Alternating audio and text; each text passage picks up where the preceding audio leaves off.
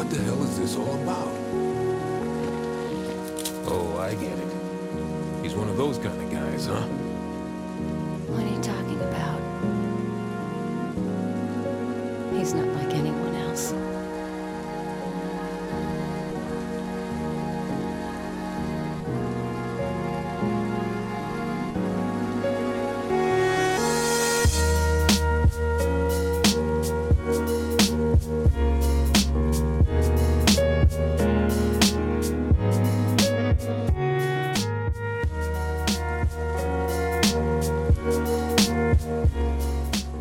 Hello folks, this is Untitled Chapter from inspiredrise.com, and today we are going to talk about the Redmi Note 9 Pro, which is also known as the Redmi Note 9S in foreign markets.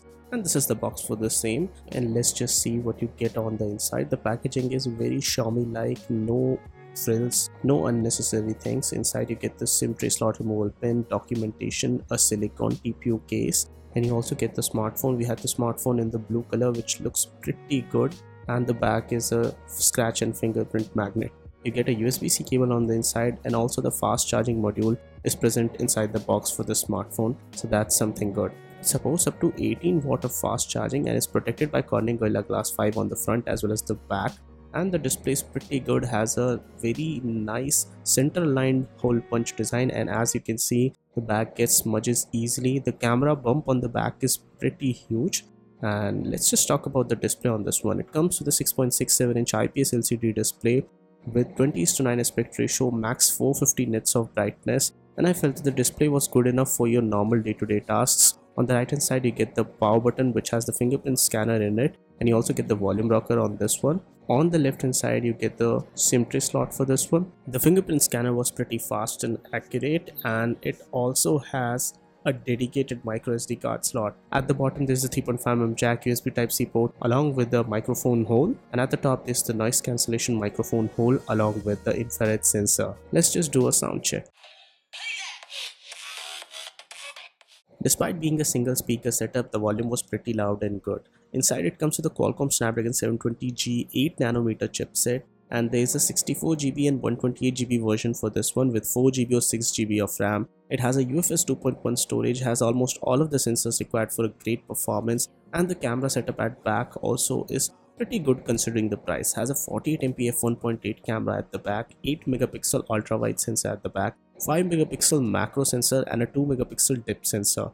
If I talk about the camera quality, for sure it would have been better if you could get a 64MP camera sensor in the same price range, which is seen on something like the Poco X2.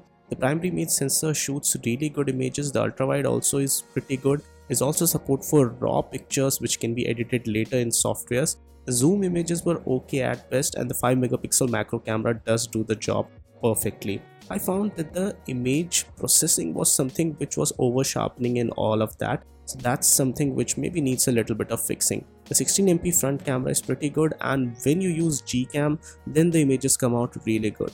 The Antutu benchmark score for this one was also pretty high. The 720G is a good chipset and good enough for gaming. The internal read-write storage is also pretty fast considering the fact that it's a UFS 2.1 chipset, and a lot of people would be impressed with the long-term gaming performance for this smartphone. It supports PUBG on HD and high resolution, and you can also go to smooth and ultra if you are worried about the smartphone heating up or are worried with the less frame rate. If you want smooth and extreme, you might have to install a third-party tool like GFX tool in order to achieve that option, and then the gameplay seems better. One of the cons for this device was the fact that it does not have a high refresh rate.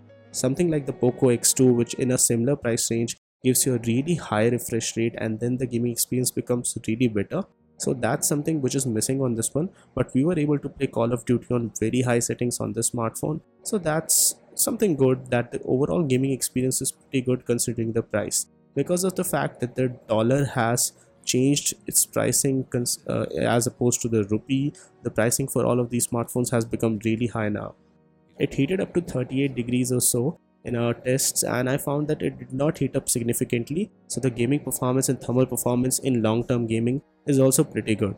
This smartphone comes with a splash-proof P2I coating. It also has Navic chipset inside for dedicated GPS positioning in India using Indian satellites. The design is pretty good, build quality is good. The notch design felt class leading considering the fact that you are not going to pay a lot for the smartphone. It retails at a price of around 13,999 for the 464GB model and 16,990 for the 6/128GB model.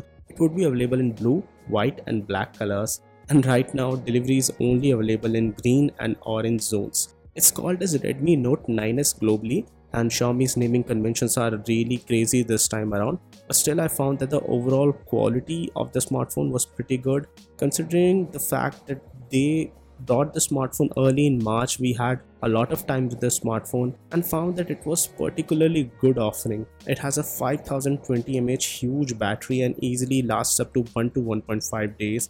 8 to 9 hours of screen on time is easily guaranteed on this one. There's still the 3.5mm jack on this one, and overall it does feel like a solid mid-range device, but for people who are looking for better display or maybe more high-end gaming stuff, you should look at the Poco X2 as well. So guys, this was it for this video. In case you like this one, don't forget to smash the thumbs up button, stay safe inside your homes, and guys, no matter what you do, stay inspired to rise.